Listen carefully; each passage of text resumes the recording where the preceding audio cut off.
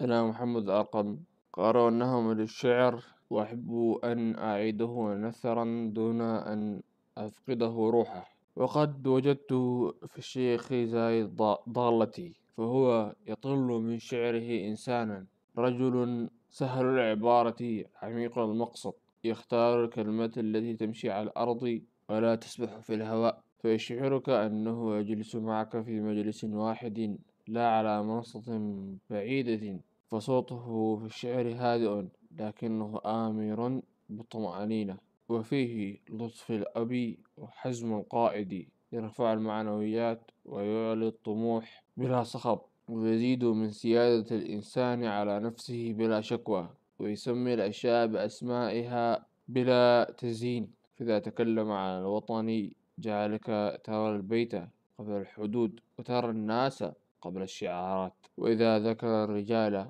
رأيت العمل قبل الهتاف، والصدق قبل الزينة. وهو في قصائده يوزع الأخلاق كما يوزع الماء، لكل ذي جذع نصيبه كي يقف الجميع. فلا بطولة فرد تنفلت، ولا جماعة تتبعثر. يميل إلى الجمع لا إلى التفريق، وإلى نحن التي تحمي أنا ولا تبتلعها. فتسمع في شعره روح الوحدة، وهو يربط القبيلة بالمدينة والبادية بالميناء، في صورة النخلة والمطر والصحراء والبحر والريح، وفي حرص على الزرع والغرس.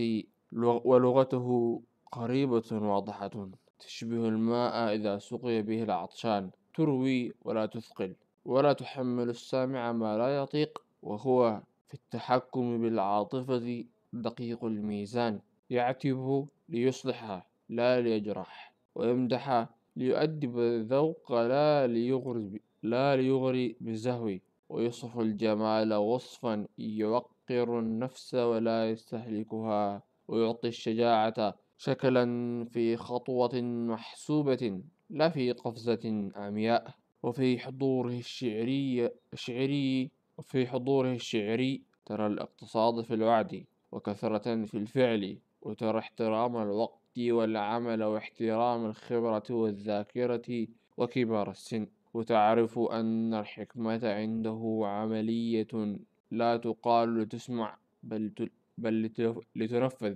فالقصيدة عنده ليست نصيحة عابرة، بل طريقا وسبيلا واضحا تدخلك من باب الفكرة إلى ساحة السلوك. لذلك يسهل تحويل شعره إلى نثر دون أن يفقد روحه، لأن روحه الشعرية في عمقها واضحة في هدفها، مرتبة في وسائلها، مضبوطة في انفعالاتها، موثوقة بلا ضوضاء، متواضعة، مفتوحة الأبواب، كريمة لا تنازل فيها. وفي كل ذلك يظل قريبا من الناس، يحييهم قبل أن يطلب منهم، ويشكرهم قبل أن يحاسبهم، ويثق بأن البناء يبدأ من القلوب ثم ينتقل إلى الحجر. ولهذا تبدو قصائده مجالس عامرة تنتهي دائما بعمل، ويبدو صوته مثل ريح